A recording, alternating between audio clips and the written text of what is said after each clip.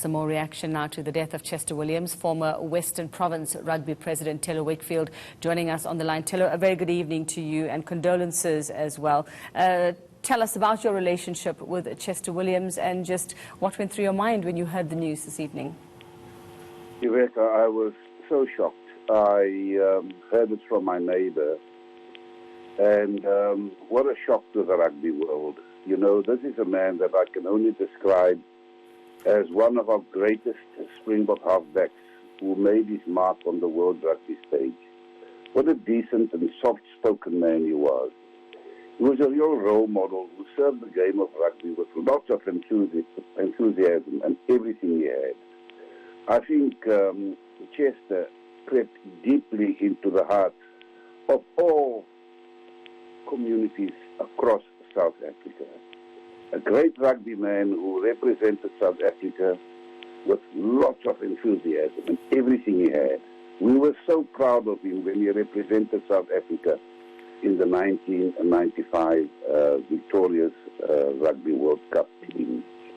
And the beauty of it all is, you know, after his days as a player, he came back to the game and held various coaching positions and took our beloved UWC, the University of the Western Cape team, from the Varsity Shield straight to the Varsity Cup competition.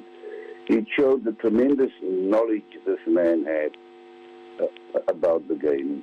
Chester was a very disciplined person and a true rugby professional. I am deeply shocked by his death and would like to pass on my sincere condolences to his wife Maria and children. Thelo, he was so involved in coaching at the time. He still had so much more to offer. I mean, just remind us what we've lost as somebody who could have taught generations of rugby players to come.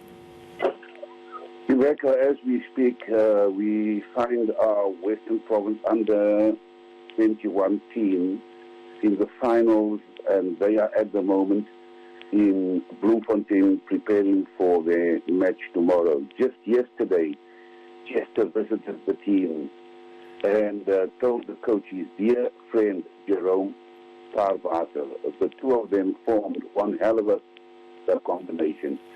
And he looked at the team and he said to the coach, this team is ready for action. Just yesterday. And what a shock. The day after that we learned of his passing. South Africa has lost a real gentleman, a true rugby man, a man who understood this game, a man who gave everything to the game of rugby. Thelo, when last did you have any interaction with Chester?